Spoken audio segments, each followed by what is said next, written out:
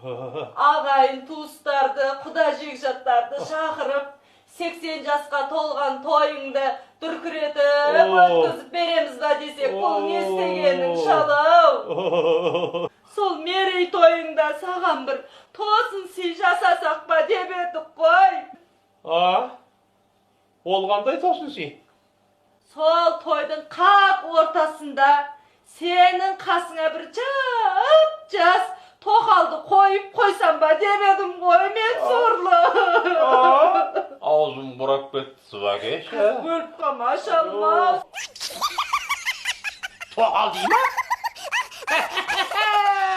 Bienvenidos a la cripta. Dame tu cosita.